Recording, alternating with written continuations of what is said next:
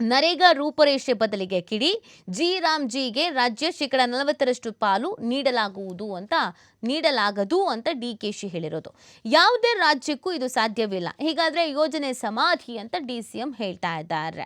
ಮಹಾತ್ಮ ಗಾಂಧಿ ಉದ್ಯೋಗ ಖಾತ್ರಿ ಯೋಜನೆ ಎಂಜಿ ನರೇಗಾ ಅಥವಾ ಮನರೇಗಾ ಹೆಸರು ಹಾಗೂ ರೂಪರೇಷೆ ಬದಲಿಸಿ ವಿಬಿಜಿ ರಾಮ್ಜಿ ಅಂತ ಹೆಸರಿಡಲಾಗಿದೆ.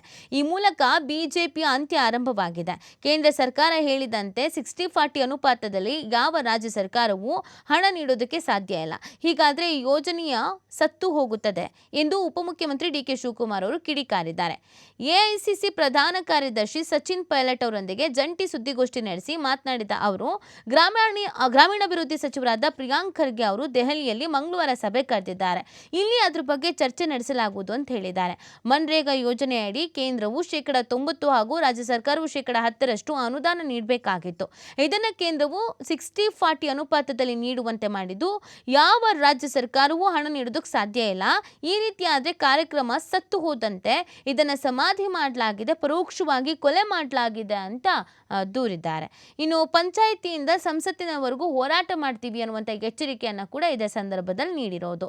ಹುಟ್ಟಿದ ಸೂರ್ಯ ಮುಳುಗಲೇಬೇಕು. ನರೇಗಾ ಯೋಜನೆಯಿಂದ ಮಹಾತ್ಮ ಗಾಂಧಿ ಅವರ ಹೆಸರನ್ನು ತೆಗೆಯುವುದರ ಮೂಲಕ ಕೇಂದ್ರ ಬಿಜೆಪಿಯು ಅತ್ಯಂತ ಕೆಟ್ಟ ದಿನಗಳನ್ನು ಈ ಮುಖಾಂತರವಾಗಿ ಆರಂಭ ಮಾಡಿಕೊಳ್ತಾ ಇದೆ ಅನ್ನುವಂಥದ್ದನ್ನು ಹೇಳ್ತಾ ಇದ್ದಾರೆ. ಇದರ ಮಧ್ಯದಲ್ಲಿ ಡಿಕೆಶಿ ಅವ್ರ ವಾದ ಏನು ಅಂತಂದರೆ, ನರೇಗಾ ಯೋಜನೆಯಡಿ ಕೇಂದ್ರ 90%, ರಾಜ್ಯ ಸರ್ಕಾರಗಳು 10% ಅನುದಾನ ನೀಡ್ತಾ ಇದ್ವು. ಇದೀಗ ಅನುದಾನದ ಪಾಲನ್ನ 60-40 ಅನುಪಾತಕ್ಕೆ ಕೇಂದ್ರ ಸರ್ಕಾರ ಬದಲಾವಣೆ ಮಾಡಿದೆ. 60-40 ಅನುಪಾತದಂತೆ ದೇಶ ಯಾವ ರಾಜ್ಯ ಸರ್ಕಾರವೂ ಹಣ ನೀಡೋದಕ್ಕೆ ಸಾಧ್ಯವೇ ಇಲ್ಲ. ಈ ಮೂಲಕ ಉದ್ಯೋಗದ ಯೋಜನೆಯನ್ನ ಕೇಂದ್ರ ಪರೋಕ್ಷವಾಗಿ ಕೊಲೆ ಮಾಡ್ತಾ ಇದೆ. ಮಹಾತ್ಮ ಗಾಂಧೀಜಿ ಹೆಸರನ್ನ ಕೈಬಿಡೋ ಮೂಲಕ ಕೇಂದ್ರ ಬಿಜೆಪಿ ಅಂತ್ಯದ ದಿನಗಳನ್ನು ಆರಂಭಿಸಿದೆ. ಪಂಚಾಯಿತಿಯಿಂದ ಸಂಸತ್ತಿನವರೆಗೂ ಹೆಸರು ಬದಲಾವಣೆಯ ವಿರುದ್ಧ ನಾವು ಹೋರಾಡ್ತೀವಿ.